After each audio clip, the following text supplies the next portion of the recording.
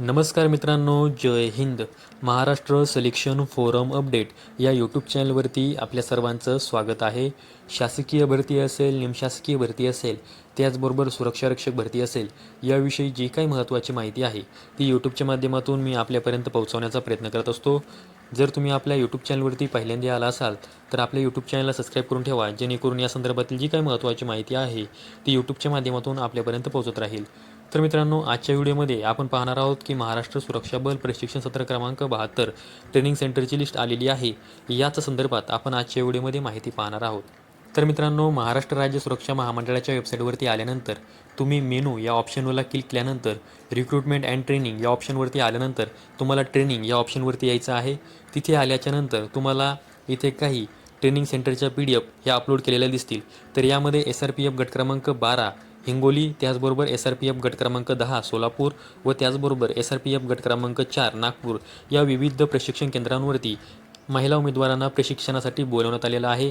त्या संदर्भातील त्यांच्या नावाची PDF, त्याचबरोबर त्यांना ज्या काही सूचना देण्यात आलेल्या आहेत त्याची PDF इथं अपलोड करण्यात आलेली आहे. तर आता ज्या महिला उमेदवारांना प्रशिक्षणासाठी बोलवण्यात आलेलं आहे त्यांना मेसेज तर आलेच असतील, त्याचबरोबर ट्रेनिंगला जाण्या अगोदर तुम्हाला ह्या PDF काळजीपूर्वक वाचून घ्यायच्या आहेत. तर आता तुम्हाला ज्या ट्रेनिंग सेंटरवरती प्रशिक्षणासाठी बोलवण्यात आलेलं आहे ती PDF तुम्हाला ओपन करायची आहे. तर तुम्ही यामध्ये पाहू शकता की महाराष्ट्र राज्य सुरक्षा महामंडळाकडून जे महिलांचं प्रशिक्षण सत्र क्रमांक 72 हे प्रशिक्षणासाठी बोलवण्यात आलेलं आहे. तर त्या महिला उमेदवारांना काही यामध्ये सूचना देण्यात आलेल्या आहेत. तर यामध्ये महत्त्वाची सूचना अशी आहे की 27 जानेवारी 2026 रोजीपासून या महिला उमेदवारांची ट्रेनिंग ही सुरू होणार आहे. महिला उमेदवारांना ज्या प्रशिक्षण केंद्रावरती प्रशिक्षणासाठी बोलवण्यात आलेलं आहे त्या प्रशिक्षण केंद्रावरती महिलांनी सकाळी 8 वाजता प्रशिक्षण केंद्रावरती हजर व्हायचं आहे. आता त्यामध्ये स्पष्ट सांगण्यात आलेलं आहे की उमेदवार प्रशिक्षण केंद्राच्या ठिकाणी ज्या क्रमाने हजर होतील त्याप्रमाणे त्यांचे कागदपत्र पडताळणी करून प्रशिक्षणासाठी हजर करून घेतलं जाईल. प्रशिक्षण केंद्राची उमेदवार संख्या पूर्ण झाल्यास उशिरा येणाऱ्या उर्वरित उमेदवारांना पुढील प्रशिक्षण सत्रामध्ये संधी देण्यात येईल असं स्पष्टपणे सांगण्यात आलेलं आहे. त्याचबरोबर आता ज्या महिला उमेदवारांना प्रशिक्षणासाठी बोलवण्यात आलेलं आहे तर त्यांनी सोबत सिक्युरिटी डिपॉझिट म्हणून तुम्हाला 15,000 रुपये एवढी रक्कम सोबत घेऊन जायची आहे. रक्कम तुम्ही प्रशिक्षण केंद्रावरती गेल्यानंतर ऑनलाईन किंवा रोख स्वरूपामध्ये तिथे भरू शकता. परंतु ऑनलाईन रक्कम देत असताना जर नेटवर्क प्रॉब्लेम आला तर तुम्हाला तिथे अडचण येऊ शकते. त्यामुळे तुम्ही शक्यतो रोख स्वरूपामध्ये रक्कम सोबत नेणं हे चांगलं आहे. त्याचबरोबर तुम्हाला इथे तिकीट संदर्भामध्ये काही महत्त्वाच्या सूचना हे देण्यात आलेल्या आहेत. त्याचबरोबर तुम्हाला ट्रेनिंगला जाताना कोणकोणते डॉक्युमेंट सोबत घेऊन जायचं आहे त्याविषयी देखील इथे माहिती सांगण्यात आलेली आहे. तुम्हाला पॅन कार्ड असेल, आधार कार्ड असेल, ओरिजिनल तुम्हाला सोबत घेऊन जायचं आहे. त्याचबरोबर यांची झेरॉक्ससुद्धा तुम्हाला सोबत घेऊन जायचं आहे. तुमचे पासपोर्ट साईज फोटो असतील ते देखील तुम्हाला सोबत घेऊन जायचं आहे. त्याचबरोबर तुम्हाला तुमचं पोलीस चारित्र्य पडताळणी प्रमाणपत्र म्हणजे पोलीस कॅरेक्टर सर्टिफिकेट हे सोबत घेऊन जायचं आहे. त्याचबरोबर तुमचं जे काही मेडिकल फिटनेस सर्टिफिकेट आहे, वैद्यकीय तपासणी प्रमाणपत्र हे देखील तुम्हाला सोबत घेऊन जायचं आहे. आता ज्या महिला उमेदवारांना बोलवण्यात आलेलं आहे त्या महिला उमेदवारांना आणखी देखील यामध्ये सविस्तर माहिती देण्यात आली आहे. त्यामुळे ज्या महिला उमेदवारांना प्रशिक्षणासाठी बोलवण्यात आलेलं आहे त्यांनी ही संपूर्ण PDF ही काळजीपूर्वक वाचून घ्यायची आहे. आता मी यामध्ये जी माहिती सांगितलेली आहे ती थोडक्यात सांगितलेली आहे, परंतु हे जर तुम्ही संपूर्ण PDF वाचून घेतली तर तुमच्या मनातील ज्या काही शंका आहेत प्रशिक्षणासंदर्भातील त्या सर्व प्रश्नांची उत्तरे तुम्हाला मिळतील. त्याचबरोबर तुम्हाला ज्या प्रशिक्षण केंद्रावरती बोलवण्यात आलेलं आहे त्या प्रशिक्षण केंद्राच्या जी काही सूचनांची PDF आहे त्या PDFच्या खालीच त्या महिला उमेदवारांची नावं देखील देण्यात आलेली आहेत.